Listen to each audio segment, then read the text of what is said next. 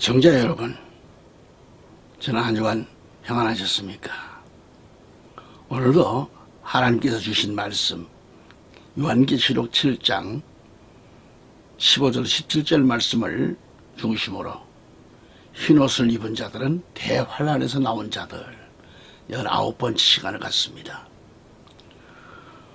그러므로 그들이 하나님의 보좌 앞에 있으며 그의 성전에서 그를 밤낮 섬기고 보좌에 앉으신 분께서 그들 가운데 거하시리라. 그들이 다시는 굶주리지 아니하고 다시는 목마르지도 아니할 것이며 태양이나 어떤 열기도 그들 위에 내리쬐지 못할 것이라. 이는 그 보좌 가운데 계신 어린 양이 그들을 먹이시고 생수의 샘들로 인도하시며 하나님께서 그들의 눈에서 모든 눈물을 씻어주실 것이기 때문이라고 하더라. 아멘. 청자 여러분, 말씀을 통하여 전능하신 하나님을 만나시며 기쁨과 소망으로 넘치는 환희의 역사가 있기를 우리 구주 예수 그리스도 이름으로 축원합니다.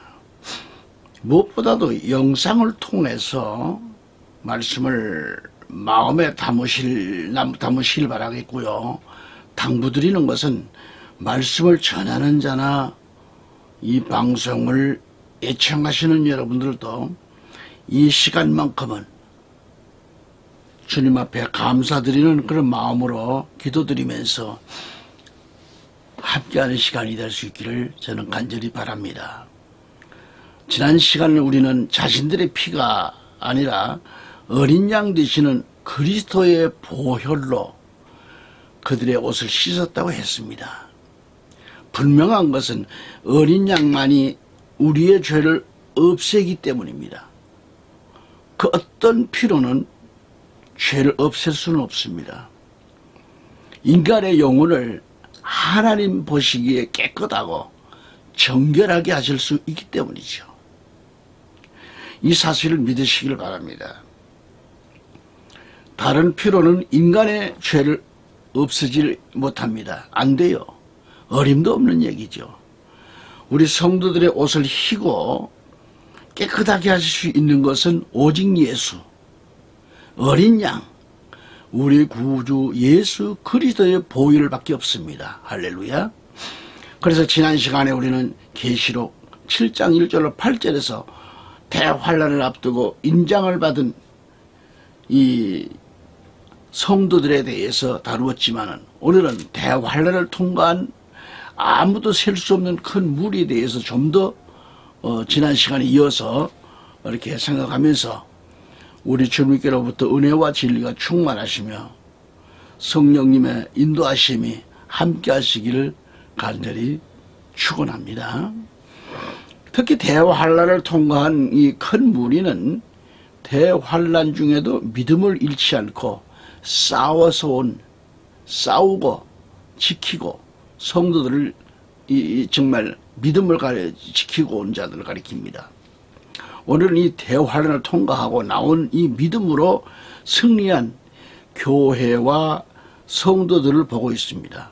그러니까 본문의 줄거리를 보면 아무도 셀 수 없는 큰 무리가 흰옷을 이렇게 입고 보좌에 앉으신 하나님께 찬양으로 화답하는 그런 장면, 환희하는 장면으로부터 시작하고 있습니다. 우리는 여기서 큰 무리의 신분은 물론 흰옷을 입게 된 과정에서 밝혀지고 있는 그런 인간의 책임, 흰옷을 입은 무리가 하나님의 보좌 앞에서 누리게 되는 엄청난 이 축복과 은혜에 대해서 말씀을 보는 거죠.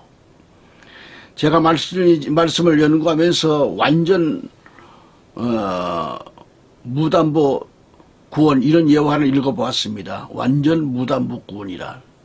미국 보스턴시에 그 스탠리라는 청년이 있었는데 하루는 당시 그 모피 제조업으로 지금 명성을 떨치고 있는 이 회사의 회장 바텔 씨를 찾아가 제가 워싱턴가에 의류 소매장을 하고 하나 차리고 싶은데 $3,000만 빌려주시지 않겠느냐라고 이제 부탁합니다. 좋네. 담보물을 내놓게나. 저는 지금 가진 재산이 아무것도 없습니다. 하지만 3년 내에 반드시 갚아드린다고 하는 이 약속을 담보로 한다면 들어주시겠습니까?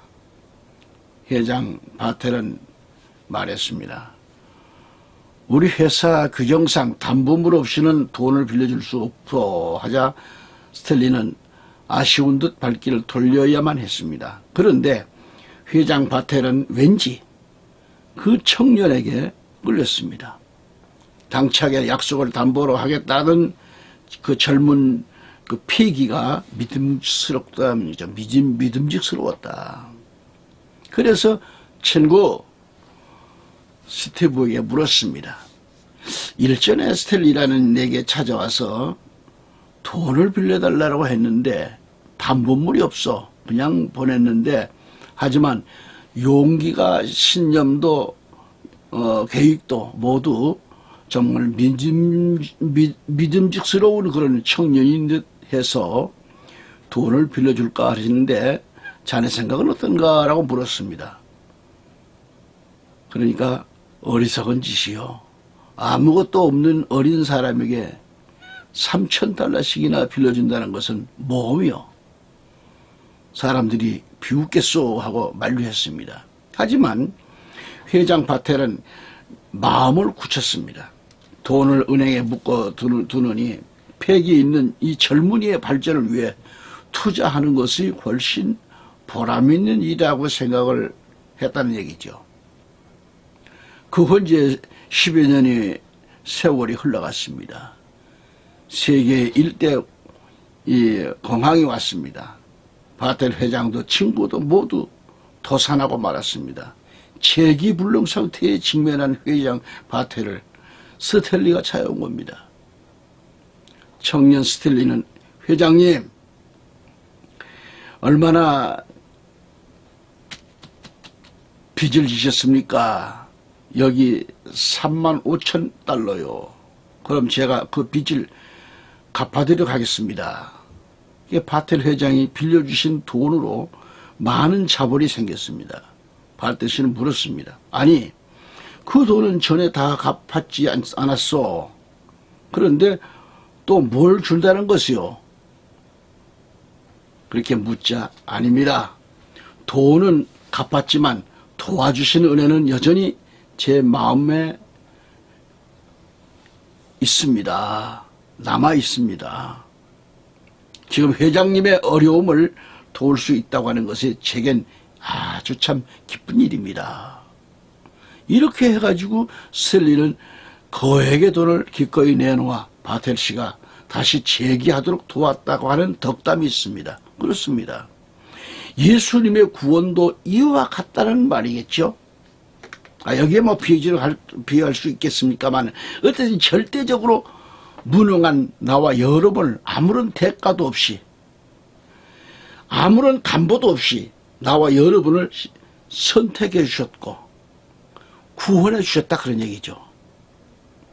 구원받은 일이 너무너무도 크기에 어떠한 어려움도 환난이 닥쳐왔어도 끝까지 참고 인내하며 믿음을 지켜왔기 때문에 그리스도께서는 우리를 환난을 통과하게 하셨고 그리스도의 피로 옷을 희게 하여 입혀주셨고 또 하나님의 보좌 앞에 서서 섬길 수 있도록 해주셨습니다. 아멘.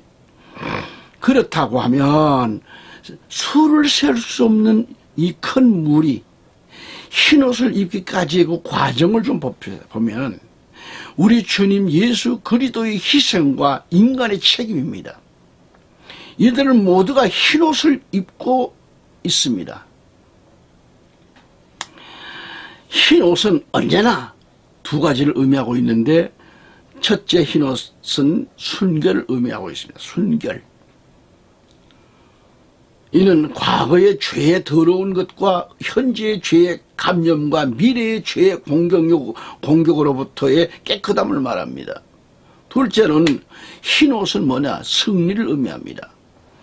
이것은 악의 모든 권세를 제압하는 그 승리의 생활을 말해주고 있습니다. 특별히 오늘 본문에서 이 흰 옷을 입은 큰 무리들이 어떻게 해서 흰 옷을 입었을까요?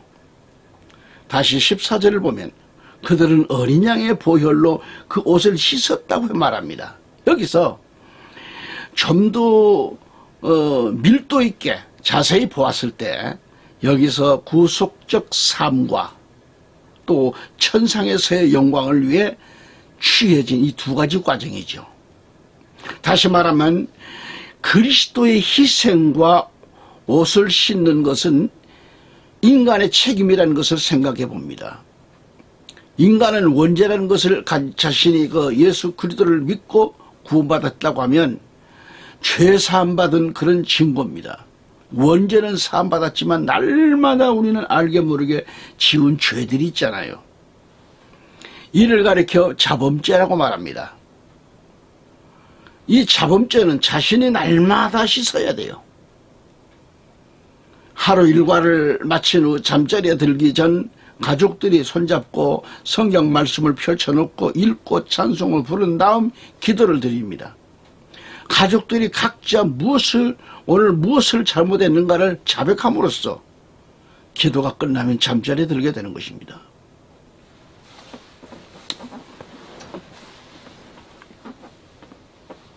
우리는 인간이기에 그렇지만 하나님의 자녀이기 때문에 하루의 잘못을 고백하며 회개하는 거죠. 이를 우리는 옷을 씻는 겁니다. 매일같이 옷을 빠는 것은 자신의 책임이라고 봅니다. 날마다 회개함으로써 우리 예수님은 보혈로 보장해 주시는 거고요. 본문의 어린 양의 피에 그 옷을 씻었다고 말합니다. 이것은 자신들의 피가 자신들의 피가 아니고 바로 이 어린 양의 피라는 거죠. 어린 양만이 죄를 없앨 수 있다 그런 얘기입니다. 아멘.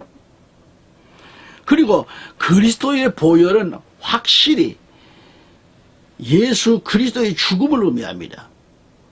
그런가 하면 성경은 피를 말할 때 동시에 생명을 말합니다. 그래서 피는 곧 생명이라는 얘기죠. 그래서 우리는 예수 그리스도의 보혈에 대한 그 말씀을 할 때 그리스도의 죽음뿐 아니라 예수 그리스도의 성육신과 삶과 사역과 순환과 죽음과 부활 등 이 모두를 기억해야 되는 거예요. 우리는 항상 감사드리고 불의에 대해서 절제하고 화를 참아야 하고 또 미워하는 것이 없어야 하고요. 남의 것을 탐내지 말아야 하고요. 도적질과 음란한 것들을 예수 그리스도 안에서 내게서 깨끗하게 세탁을 하듯이 다 빨아내야 합니다. 그리스도의 구속함을 받아 믿음 생활을 결심했다라고 하면 죄를 지을 수가 없잖아요. 도적질도 할 수가 없잖아요. 그렇게 해서 자신의 옷을 날마다 씻어 깨끗하게 보존해야 되는 겁니다.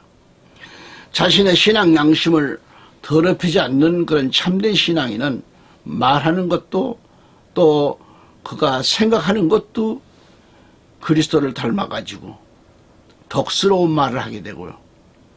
심령천국이 이루어진 사람의 증거죠. 이건 예수님이 나를 위하여 십자가를 지셨고 십자가에 달리셨을 때도 나의 죄를 속하시려고 손과 발에 대못이 박히고 옆구리에는 창에 찔림을 받으셨어도 죽음을 포기하지 않으시고 나를 위하여 다 내어놓으셨어요. 이를 믿으셨다고 하면 죄를 가슴에 품고 살 수가 있겠는가? 그리스도의 구속의 은총을 알았다고 하면 어떻게 신앙을 그 옷을 더럽힐 수 있겠느냐는 얘기입니다. 안 되잖아요. 예, 청자 여러분, 저는 이 말씀을 대언하면서도 자꾸 눈물이 나서 마음속은 무릎을 꿇고 싶은 심정으로 녹화를 하고 있는 겁니다. 나와 여러분은 위에서 열거한 모든 불의로부터, 이 세상의 모든 불평으로부터 자유함을 누리는 특권을 부여받았다고 하는 이 사실을 알아야 합니다. 성도들은 모든 궁핍함으로부터 자유함을 받았어요. 또한 흰옷을 입은 이 무리는 모든 질병과 고통으로부터 자유함을 누립니다. 실제로 초대교회와 오늘 우리 성도들은 세상에 거하면서 때로는 배고픔과 목마름, 심지어는 노숙자로 코로나로부터 불안과 공포를 또는 온갖 고난과 어려움을 당했지만 이제는 이 모든 고통들이 다 사라지고 참된 만족과 안전을 누리게 될 것을 믿으시기 바랍니다. 전국에서 해외에서 이 방송을 시청하고 있는 애청자 여러분, 동역자 여러분, 하나님의 뜻을 따라 살며 믿음을 지키는 자들은 하나님이 지켜주십니다. 믿음을 지키며 신앙생활에 있어서 깨끗해야 합니다. 날마다 자신 옷을 빨아야 합니다. 하나님의 말씀대로 믿음을 갖고 살아야 가면 이 땅에서도 천상에 올라가서도 큰 복을 누리게 되는 것입니다. 할렐루야.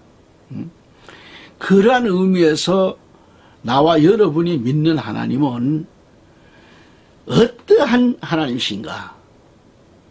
성경을 몇 구절만 찾아볼까요? 우선 시편 91편 3절의 말씀을 봅니다. 그러면은 참으로 그가 너를 새 사냥꾼의 덫과 지독한 전염병에서 건져내시리라. 91장 6절에 가면 어둠 속에서 만연하는 전염병이나 백주에 황폐케 하는 멸망을 두려워하지 아니하리로다. 91장 10절 말씀 가보면 어떠한 재앙도 내게 닥치지 못하며 어떠한 전염병도 내 장막에 가까이 가지 못하리라. 시편 103편 3절 5절에 그는 내 모든 죄악을 용서하시며 내 모든 질병을 치유하시고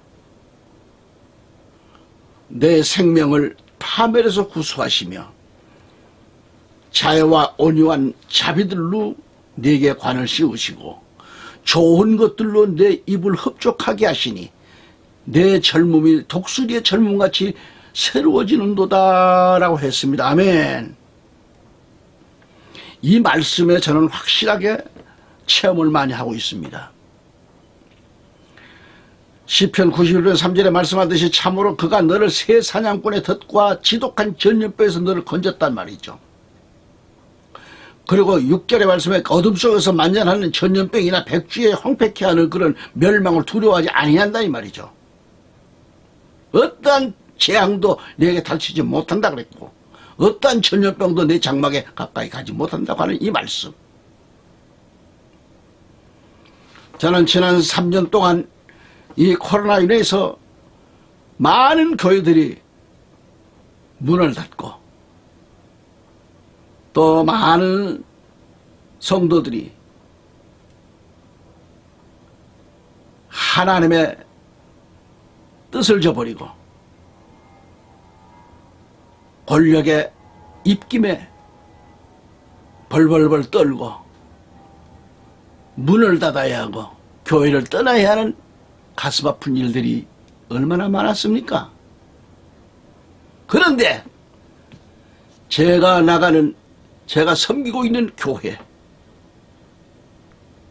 우리 영광교회가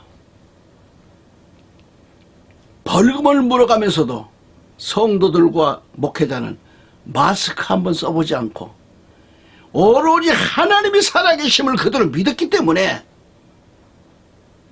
지금까지 마스크를 써본 일이 없이 하나님의 영광에 그 말씀대로 하나님 지켜주셔서 전염병이나 만연하는 전염병이나 백주에 황폐케 하는 그 멸망을 두려워하지 않았기 때문에 어떠한 재앙도 내게 닥치지 못한다는 이 말씀, 어떠한 전염병도 내 장막에 가까이 못하려는 이 말씀.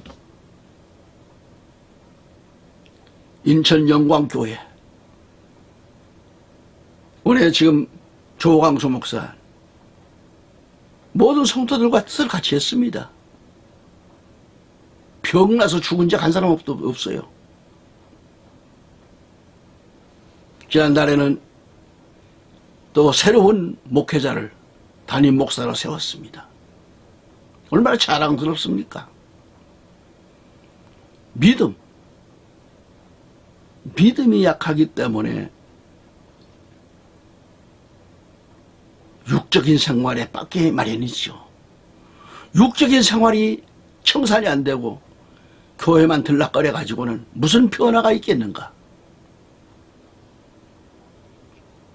아무리 쌀을 가져가고 라면을 타다 먹들지라도 근본이 변화되지 아니한다면 그 사람 목회는 평생 가도 일어설 수가 없을 겁니다.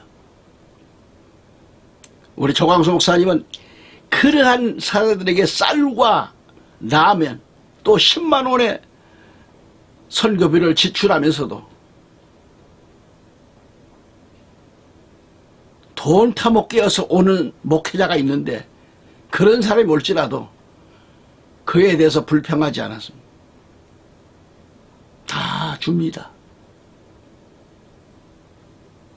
그가 가서 기도하고 사는지 안 사는지 그건 조사 안 해요. 하나님께 맡기고 기도해 주는 겁니다. 온 교인이 말이죠. 여러분 쌀 한 포 라면 한 보따리 가져가면서 하나님 말씀도 살지 못하는 건 믿음, 양심이 그건 불량한 거죠. 오로지 목표가 그거 타먹기 위해서 오는 목회자가 있단 말이에요. 저는 그럴 때마다 참 가슴이 아픕니다. 그래서 우리 조광수 목사님을 위해서 저는 오로지 뒤에서 기도해 드리는 것밖에 없다. 기도입니다. 기도. 아까도 말씀드렸습니다만 시편 103편 3절 5절에 그는 내 모든 죄악을 용서하시며 내 모든 질병을 치유하시고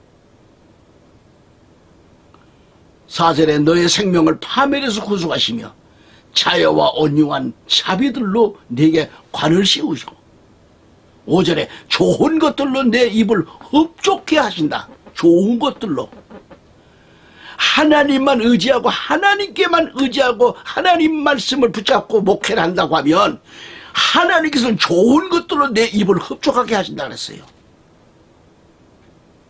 내 젊음이 독수리의 젊음같이 새로워진다고 했습니다. 그래서 우리 교회에 보면은 5가지 젊어진다 그래서 거기서 그 중에 하나가 젊어진다. 얼마나 여러분 생각해 보세요. 지금까지 말씀드린 것, 이 말씀을 보았듯이 큰 은혜고 큰 깨달음과 감사가 넘쳐날 줄 믿습니다. 다시 본문으로 넘어가겠습니다. 계시록 7장 16절 17절을 보면은 그들이 다시는 굶주리지 아니하고 그랬어요. 다시는 목마르지도 아니할 것이라. 태양이나 어떤 열기도 그들 위에 내리쬐지 못할 것이라. 이는 그 보좌 가운데 계신 어린 양이 그들을 먹이시고 생수의 샘들로 인도하시며 하나님께서 그들의 눈에서 모든 눈물을 씻어주실 것이기 때문이라 라고 말씀합니다. 아멘. 여러분 위에서 시편 90편 3절 6절 10절과 시편 103편 3절 5절의 말씀을 보았듯이 우리는 이 말씀을 보았듯이 우리 하나님은 주의 택한 백성들에게는 첫째는 새 사냥꾼의 덫과 지독한 전염병에서 건져내신다고 했고 두 번째는 어둠 속에서 만연하는 전염병이나 즉 코로나19를 말할 수도 있겠고 어쨌든 이런 그 오미크론과 같은 그런 전염병이나 백주에 황폐케 하는 멸망을 두려워하지 아니한다고 했어요. 또한 셋째로 어떠한 재앙도 내게 닥치지 못하고 어떠한 전염병도 내 장막에 가까이 하지 못하고 또 또 내 모든 죄악을 용서하신다고 했고 내 모든 질병을 치유하신다고 하셨고 너의 생명을 파멸해서 구속하신다고 하셨고 자애와 온유한 자들로 내게 관을 씌우신다고 했고 좋은 것들로 내 입을 흡족하게 하신다고 하셨고 내 젊음이 독수리 젊음같이 새로워진다고 해서 새로워진다고 했습니다. 아멘.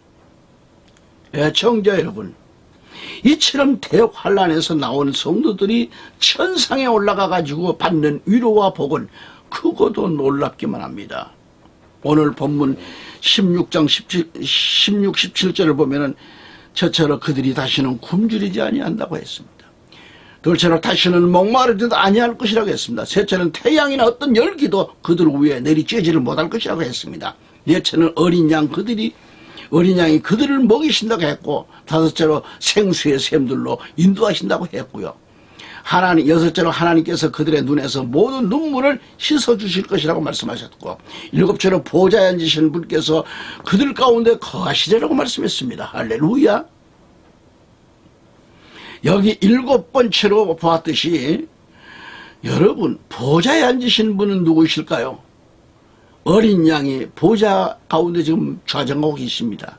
여기 좌정하고 계신 분은 한 아버지 안에 아들과 성령님이 함께하고 계시는 그 각도에 따라서 보좌에 좌정하고 계시는 분은 아버지로 또는 아들로 그렇게 볼 수 있겠죠. 하지만 여기서는 목자에 대해서 말씀하고 있기 때문에 목자장 되시는 예수님을 가리키는 거예요.